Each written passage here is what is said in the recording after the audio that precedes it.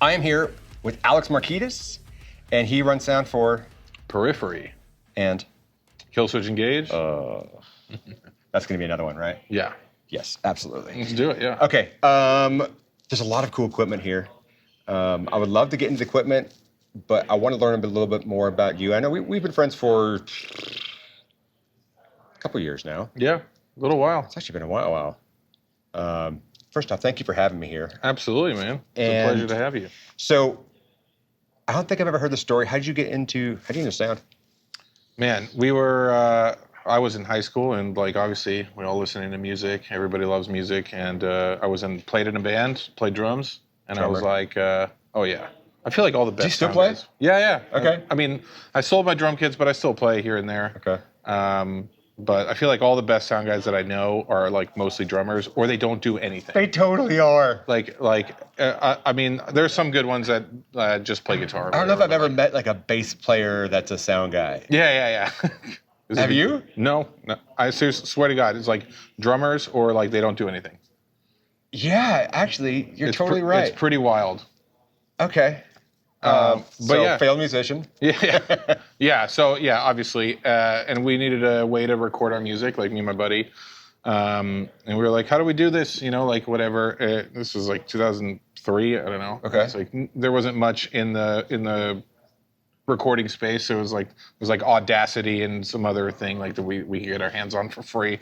And then we like learned how to record our music, and obviously it was terrible, but I was like, man, I kind of love doing this. Yeah. And like once I tried to get some programs when I was like 18, I was graduating. I was like, oh, where can I go to school? The University of Maryland. I got accepted there, but they only like the audio program was only in the theater program, and I didn't want to do that. So I was like, okay, whatever. It's come a long way since then. It really has. Absolutely. Then there was a Omega Studios school in Rockville, Maryland, who they've done like Bad Brains and like a bunch of big acts, and they have like a big school there. It's like a 26-month program, and it's 9 months of theory. Of like, I didn't touch a console, I didn't touch a cable, I didn't do anything for like almost 9 months. And there's a lot of theory. There's 5 different programs. It was like music business, advanced production techniques, which is basically Pro Tools, MIDI, like recording, and man, I don't remember what the 5th one was. Anyway, it was all live sound, of course. But the live sound program there wasn't like very good. It was all like really weird scoop boxes, and like the console was not anything like advanced. So I learned all theory in recording. I started on API console, then I went to an SSL and to an Eve. And learned how to use each one of them, the 4000 Gs, you know, the API 3288, and the Neve VR60, which was actually George Lucas's. It came out of the film Lucas Ranch or whatever. Oh, is it his actual? It's the actual one that did the first 3 Star Wars, that mixed that movie, which was pretty cool. And that's in the big orchestra room that had like 90 inputs or whatever. It's a huge room. But I think that was so important to like do all that theory ahead of. I hated it. Like I was like, I don't want to learn theory. It sucks. Yeah, I was going to ask, like, how much is that played into? Because I've never done music theory classes. Like, does that actually practically apply now? Yeah, not music theory so much, but like sound theory, going from like the gain staging from like the gain knob to the filters to the EQ to the sends to the mute button to the fader. Yeah. You know, the whole way to do it. And it's kind of, we apply it a lot today to like troubleshooting. So it's like, okay, well, there's a problem on stage. It's like, okay, is the mic good? Is the cable good? Process is elimination. Yeah. But just go down in a sequential order. It's like, okay, well, the cable's good, the patch bay is good. All right, is the cable screwed up? Is my input correct? Yeah. You know, and then you can go from there. So I think that definitely helped with theory, especially in the big patch bays there. Like there was a lot of troubleshooting all the time. You know, older gear, like you have to kind of work your way around to find everything, but it was definitely awesome. That is super valuable, I think, for also beginning engineers as well, that process of elimination to be able to troubleshoot and then take that into doing it under pressure. And failing at that, because I personally started off with, having to push boxes and having to figure that out the hard way. And there's many times that I failed, but I learned like, oh, maybe you shouldn't do that. But if you follow the process of elimination, and then take that into a pressure situation. But that's a whole nother ball game. Is can you still remember all of that when, oh crap, now everyone's looking at you and yelling at you? Yeah. I mean, like I also was doing corporate like audiovisual at the time as well. Okay.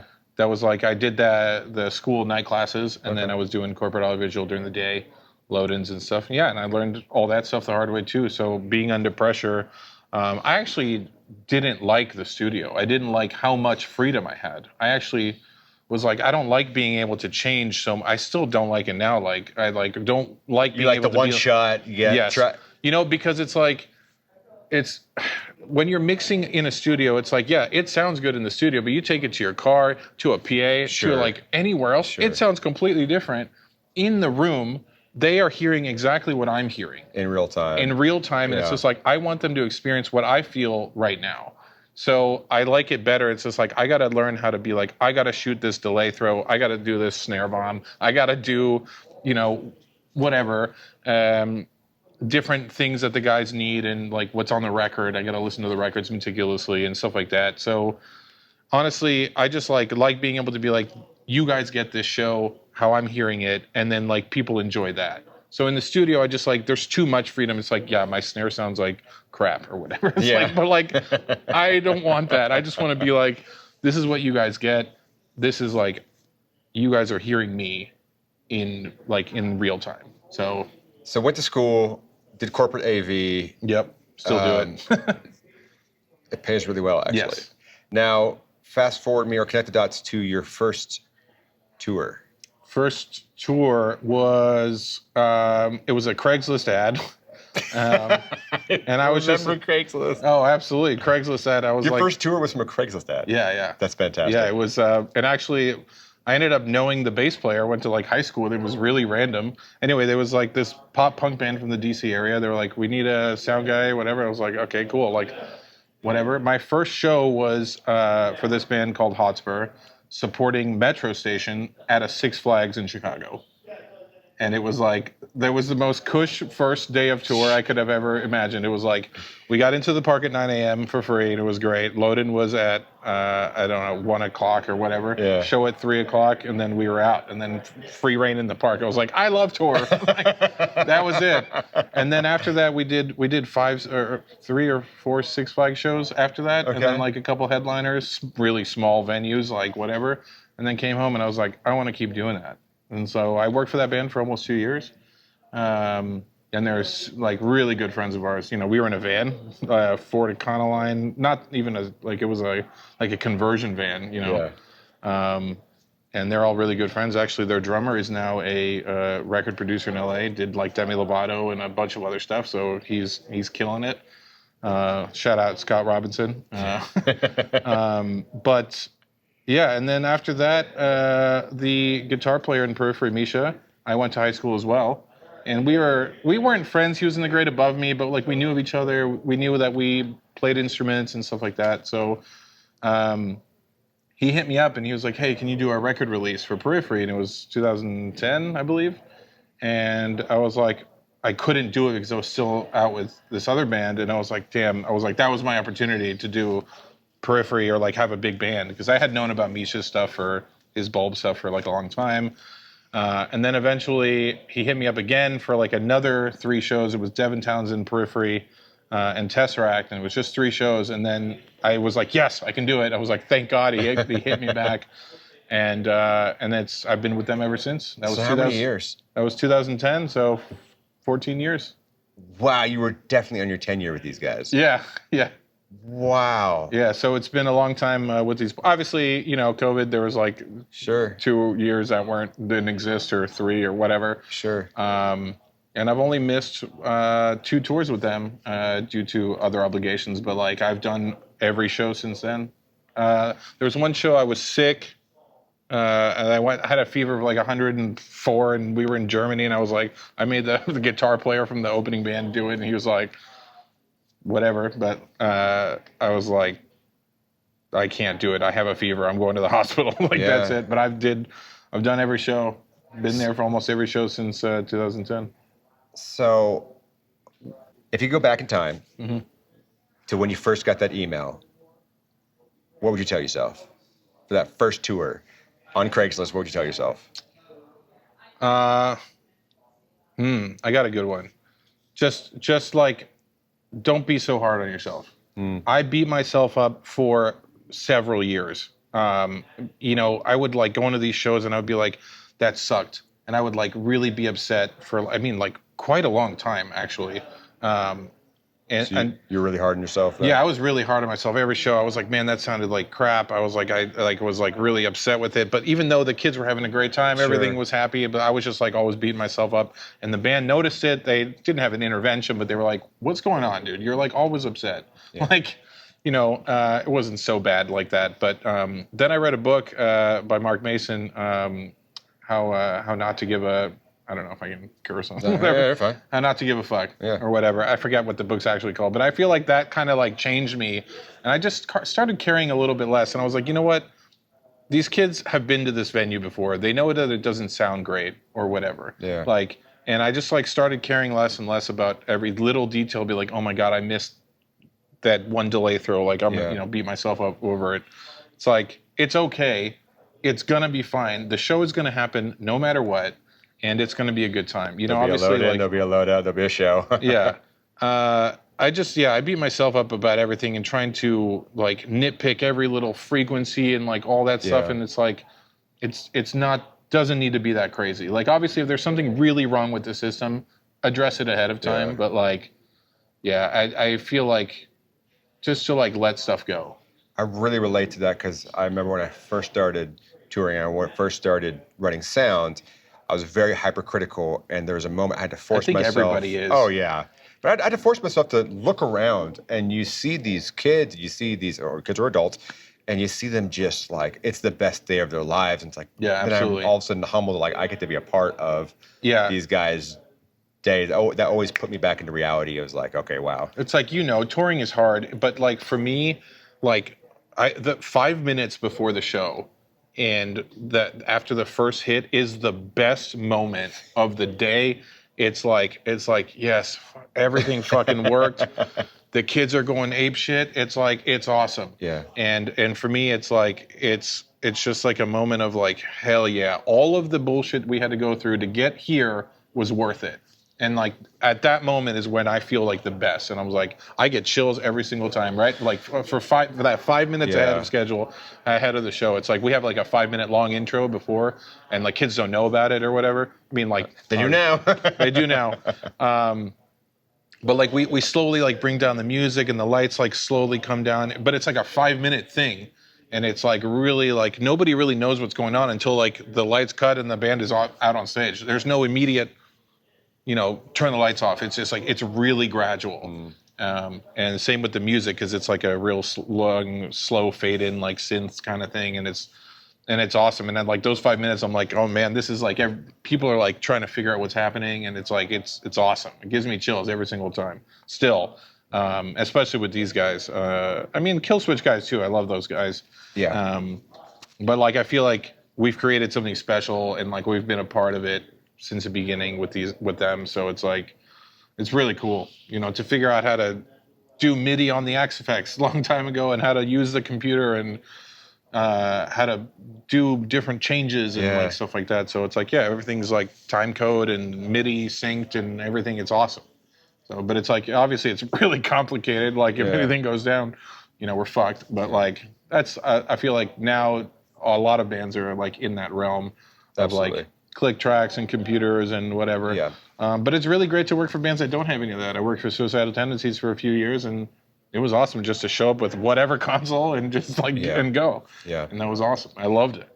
So with the tenure like this, I mean, it's not super common to have engineers with a band for that long. Mm-hmm. What advice would you give to engineers, or what do you feel like has been your recipe for success for being with one band for that amount of time? Was it just the right place, right time? You just clicking with them? Yeah. So those engineers that are watching this are like, man, I would love to be with the band for that long. I keep bouncing around from gig to gig to gig to gig, and there's a pros and cons to both of it. Yeah. But I feel like we're all like really good friends, and I think that's like the most important thing is this business is more like is networking and being like good friends with people and like hanging, because we are together all the time.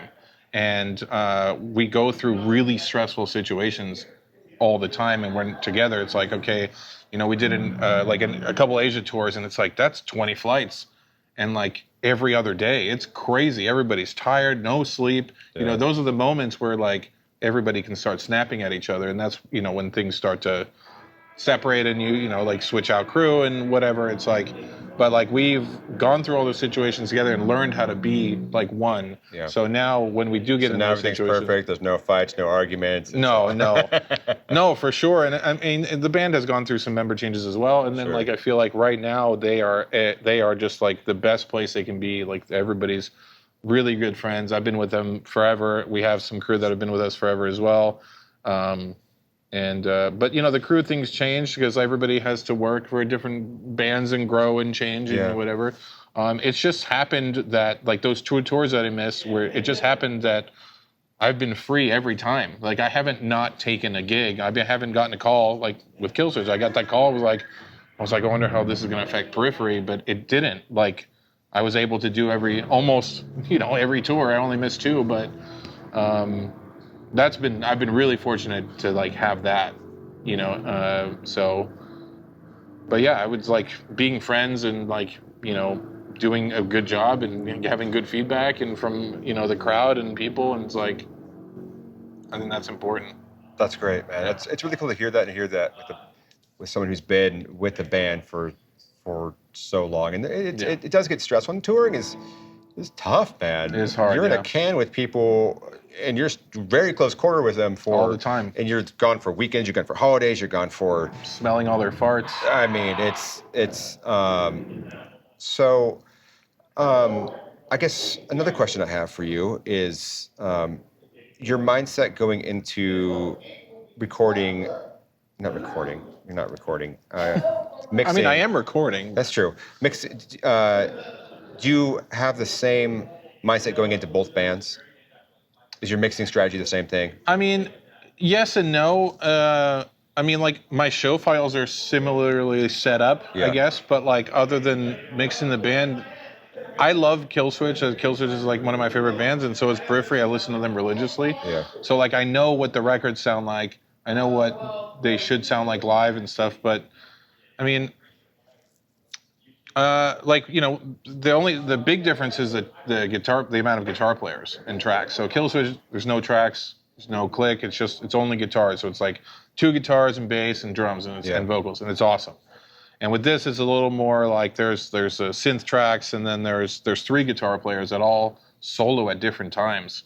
So I'm able to like bring everybody in and out. That's like. There's a little bit difference. I mean, the bass is the same. I have I have guitars, bass, and drums, and some synths. Yeah. And vocals. But other than that, I mean, like, I try to like. I feel like I don't know. I can't say my mix is better for one band or the other. I know Periphery's music in and out because I've heard it so many times live. But now I'm with Killswitch now for 5 years. And they've been my favorite band since I was a kid, since like, so at least since 2003 or 4. So looking back, I know those songs inside and out. Yeah. Looking back, at what point can you pinpoint when you're like, I made it? Yeah, that's weird. I don't even know. Yeah. I guess we toured with Killswitch toured with Iron Maiden, and we played the O2 in London. I was like, this is sick. Like, but there've been like, I don't know. We played in Japan at Arena with Periphery. It's like, oh yeah, I made it. I don't know. I guess like when I feel like I've made it is like if I'm at the helm for the headliner band on an arena tour. Or like on a shed tour or something like that. Then I feel like I'm at the top. But like, what is the top? Yeah. Because even when you're there, like, what's above that? You can ask Burton, who did the Madonna with 1.6 million people. Shout out to you, Burton. Yeah. Woof. Or you made it, Burton. Yeah. Or like Greg Price. It's like, but then what's above that? Yeah. Like, where is the top? Yeah. I feel like when I look back at it, it's like, yeah, okay, I could have been with bigger bands, but like, is that better? Yeah. Who knows? I love my Periphery family. I love those guys. I think I've toured with other bands where we weren't such like great friends, or like we didn't go out to get food and like do stuff, and like I was like, I don't know if I like that as much. I think I was spoiled with these guys because we're always together. We always have coffee together. We're always going to the breakfast and getting dinner and like doing all this stuff. It's like we've done so many things together. I love that. So it's like I feel like I am at the top, you know? Like there's something to be said there with I feel like personally success is like contentment and happiness. Yeah. If you're really at peace and happy. Well, it's like money isn't everything. Yeah. I've had the big paying gigs, and it's like it's not all that great. Yeah. It's like it's cool, don't get me wrong. Like I'm able to buy cool gear, you know, like I own my desk and all my gear. It's like you own it outright? Yeah. This is mine, I own it. And all this stuff I own as well. Let's talk a little bit about equipment then. I love this console. It's one of my favorite consoles. Yeah, Allen Heath CTI 1500. Tell me why you chose the 1500.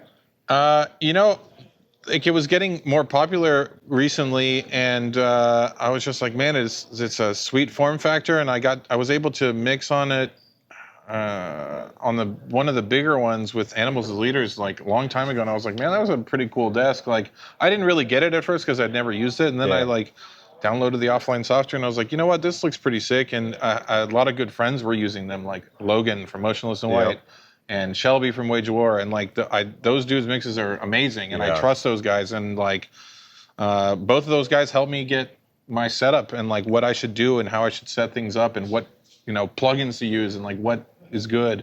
Shout out to both of you guys. And I love it. I think it sounds great. It's solid. Everybody's had really good experiences with it, especially like, you know, you can go into a venue and like just use the house cat, and it works. Even though it looks kind of janky, like it works every single time. You're like, all right. With other desks, I feel like it'd be like, if I didn't have my snake, it didn't work. Like, you know, like I'd be like, no, we have to run mine. Now I'm cool with using, like today I'm using the house line and it looks kind of, you know, like iffy. Yeah. And I was like, all right, whatever. And it's fine. It's solid. And it sounds good. I love what it can do. There's obviously some limitations to it being at the price point that it is. Sure. But I love it. The band loves it. So we're using. You got a monitor engineer? Or are you running it from here? No, the guys have all been doing their monitors for a long time on an X32. And then once I switched to this, we have one CDM32 on stage. There's an iPad, and they know how to do it. They have them on their phones. They are well versed in being monitor engineers. So I have a whole set of inputs for them that they have, so they can do whatever they want. That's awesome. Dynate. Dynate, yeah. You know, I just got into the whole multi-band compression thing. Dynate. I don't know why I never used it before. I feel like I never needed it. I was like, I'm not going to use it, whatever. Yeah. I was never a C6 or C4 guy with waves, so I never even learned how to do it. And then, like, I don't know, I just like Ronnie from Pliny, amazing sound guy as well. You should do one with him at some point. Okay. If you get to Europe, obviously.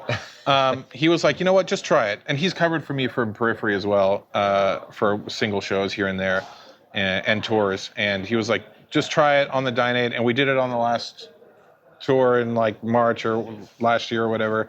And I was like, man, this is cheating. Multi-band, I feel like, and then I was like playing with it at home, just in my studio with like different tracks. And I was like, you just put it on and just like bring the threshold down. It's like, this is cheating. This sounds great. I didn't even do anything. It does. So, and then obviously you're able to find the frequencies and change the ratios. And mine's like really light. It's like for the master bus, it's like 2-to-1. Slow attack on the low end, fast attack on the higher end, you know, and it's awesome. Any of the two priests? Using any of those? I am on the vocals, yes. I forget which one it is. I don't even remember where it is. I don't know which one we're using. Oh, yeah, tube stage. Okay.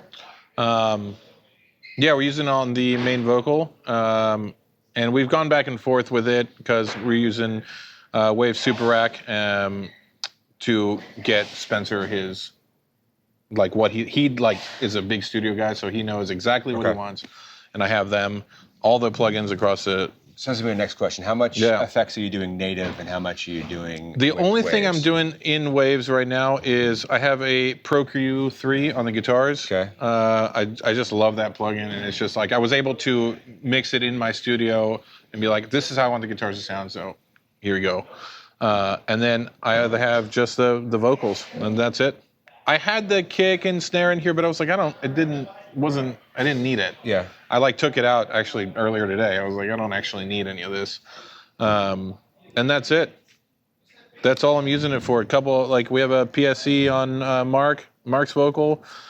Jake has a foot controller made by Rolls. It's an on-off switch. He likes to just, it's like an opto gate, but on your foot, whatever. And Spencer, I've tried using that, but he's so dynamic that putting a PSC is it doesn't work. I'd have to push it on and off for different parts of songs. I was like, I don't want to remember to do that. So he's fine.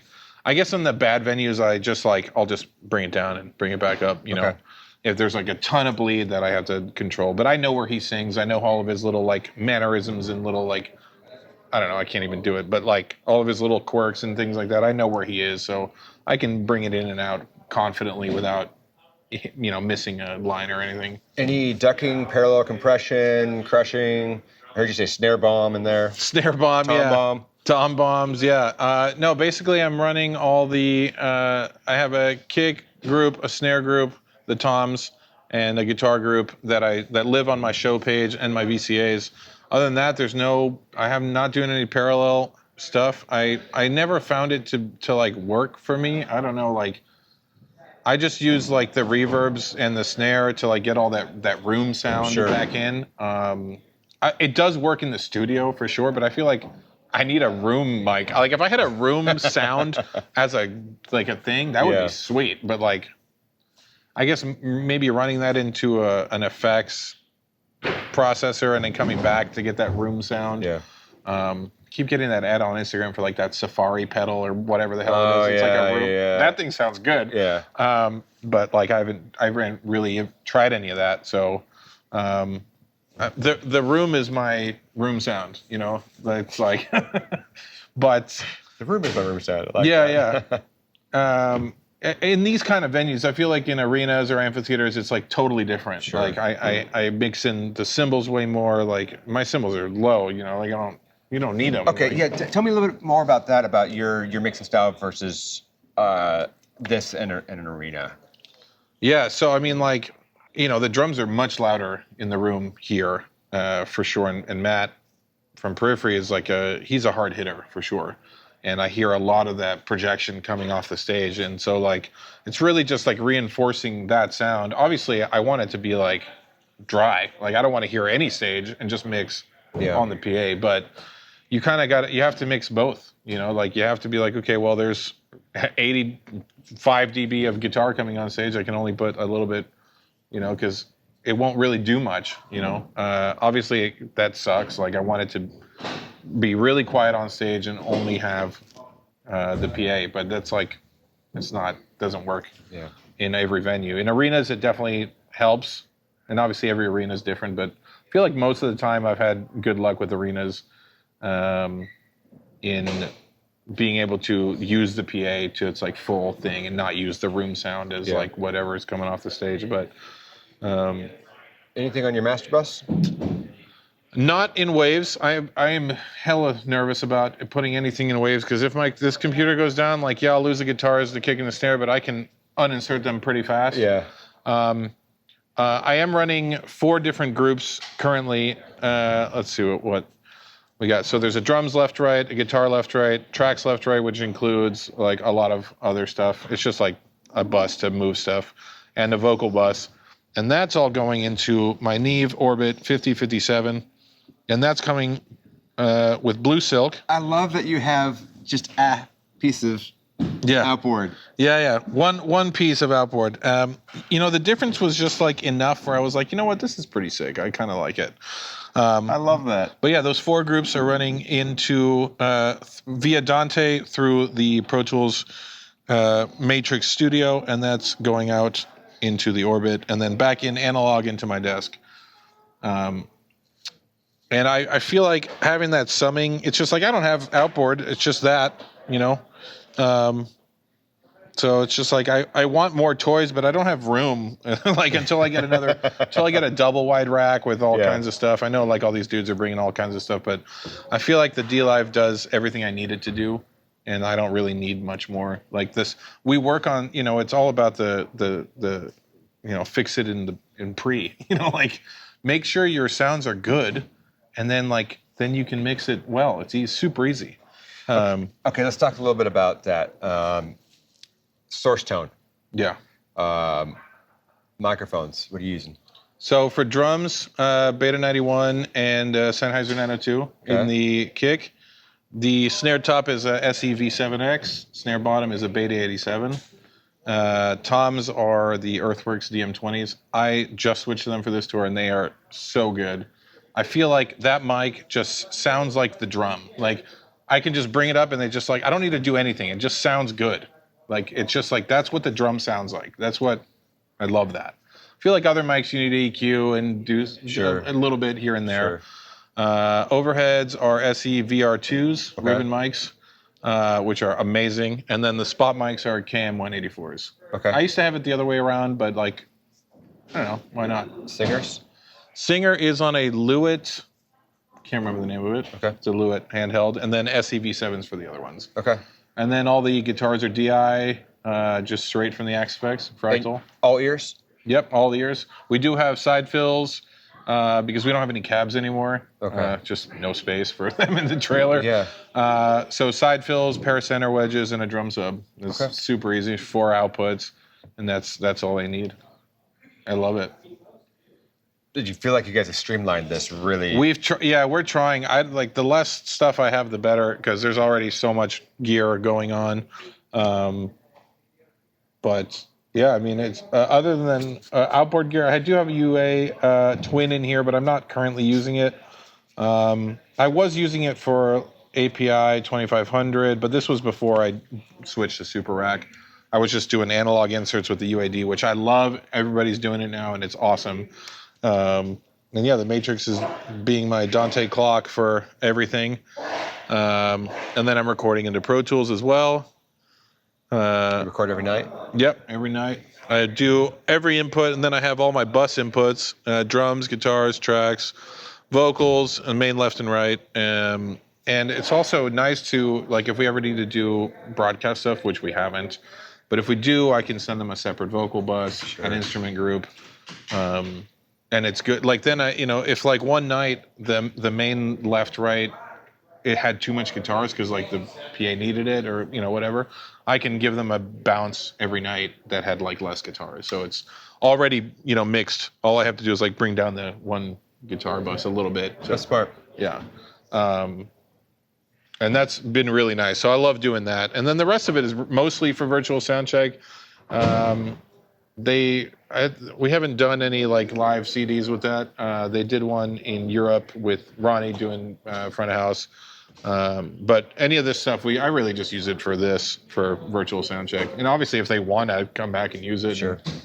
And, be like, oh, that show in 2013 was awesome. Do you have that show? It's like, maybe. Actually, I do. I don't know how you would remember what show that was, but yeah.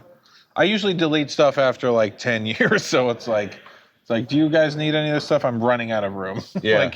But it's fine. But yeah, I'm recording at 48K. No need to record at 96 because it just takes up too much room, and I don't see the point. So, what advice would you give to beginning engineers, someone that's watching this and wants to be in your shoes one day? What advice would you? Man, learn everything on tour. Like, I feel like doing every job, even like learning lighting. Like I learned lighting. I learned how to do merch.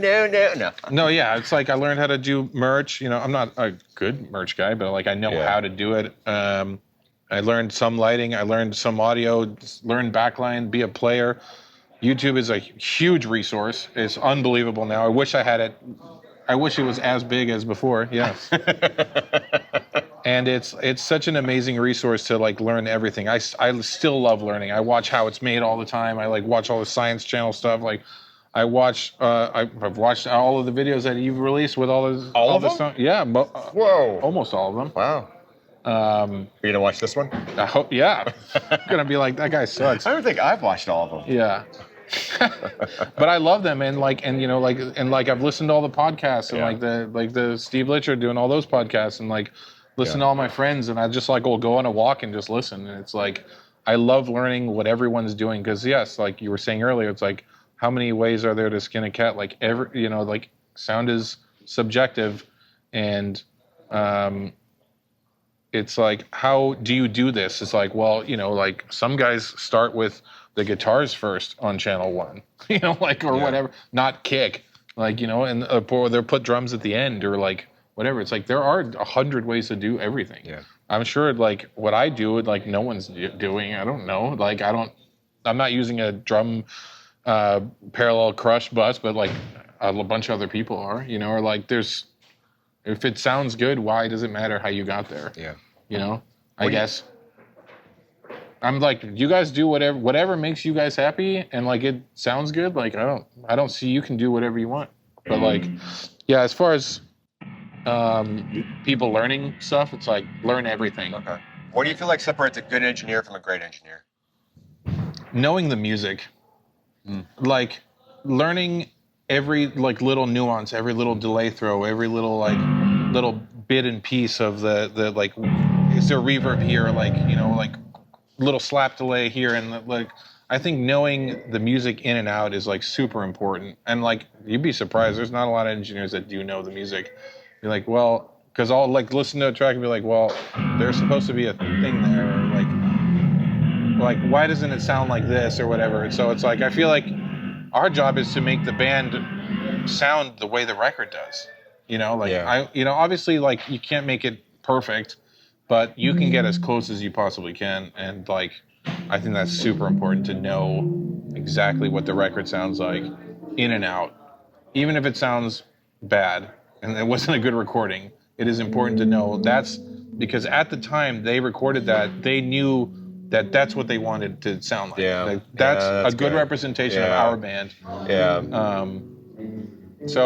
I mean, like I know, like I listen to Periphery songs all the time. Like, when I'm bored or busy and like I'll put them in. I'll be like, okay, it's time to study, whatever. Or like when I'll go back out with Killswitch, I'll listen to those tracks again. And like I'm actually mixing Idola on this tour, and I had to I didn't really know a lot of their music, and I wanted to listen to their stuff ahead of time. And I was like, okay, there's like this is what they sound like. We should try to get them. Obviously we can make a kick sound like a kick and a snare sound like a snare and whatever, but it's like when it comes together, like, does it sound like the band? Because those kids want to hear that. Like, when I went to shows when I was younger, I remember, like, going to see Korn in an arena. I was like... listening to the song. Yeah, and I was like, oh, my God, it sounds just like the record. Like, I was, like, getting chills. Like, that's what I want. I want kids to feel the same way I felt when I was going to shows. Yeah. That's what I want. And I hope they do. Like, I hope kids, leave the show being like, fuck yeah, that was sick. Even if, like...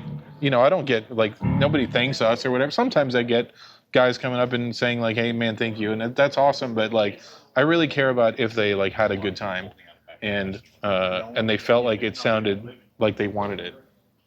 I don't want them to be disappointed or, obviously it's not, like, totally all me or whatever. But it is important that they feel good when they leave the show. I know there's a lot of people who look up to you. Who do you look up to? Who are some of your mentors in the industry? Man, Logan Beaver, sick guy. Shelby, and even though these guys are like they are younger than me, but it's like, man, these guys are kings. Yeah. And I'm just like, man, it's awesome how great everything's sounding. Parker from Spirit Box, George Haji Christou, who's also from Parkway Drive. He's a recording engineer, and it's like he wrote the records and produced the records, and he like makes it. I like whenever we watch Parkway, we did 3 tours with him, and it's like every night was amazing. I couldn't, and like he doesn't work for anybody else. He just like does Parkway and does recording, and it's like, well, I don't know if he does, but either way, he's a king. And Sully, man, Sully's a legend. Yeah. I saw Rage again in DC, and that was my first time listening to his mix, and I was like, damn, this is huge. And obviously, I've been following him for quite a while and seeing his setups and everything. It's like, it's so sick. What is the best piece of advice you've gotten from one of your mentors? Well, there was, I don't know about one of my mentors, but there was this drum tech who was doing AC/DC. Can't remember his name, and I was local crew for it. And it was like, I was like, hey man, I was like, how long did it take you to get here? And like, you know, what, like, he's like, you know what? It took me about like 10 years. And I was like, that's crazy. It's like, what did you do? And he's like, you know what? I just like, I met everybody. I networked with everybody. Go out, hang out, spend those late nights talking to everybody, because they will remember you because you were like out there hanging out with them. You know, like in the beginning, it's like we need to like I said, networking is so crucial.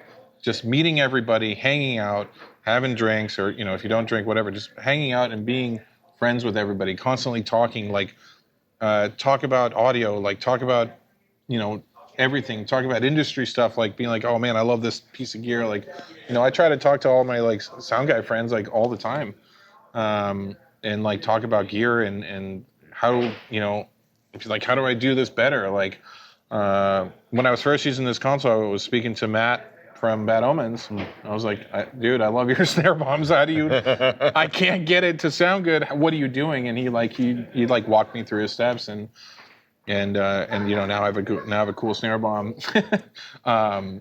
You know, stuff like that. It's like being able to like share tricks. Like there's no secrets. I tell people what I do. Like, it's okay to ask the questions. Yeah.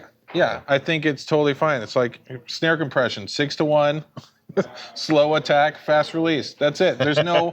There you go, guys. There's literally no secret. Like I will send you a screenshot of my rig. It's whatever. Like it's just like playing with stuff until it sounds good. And like you know, we said earlier, there's no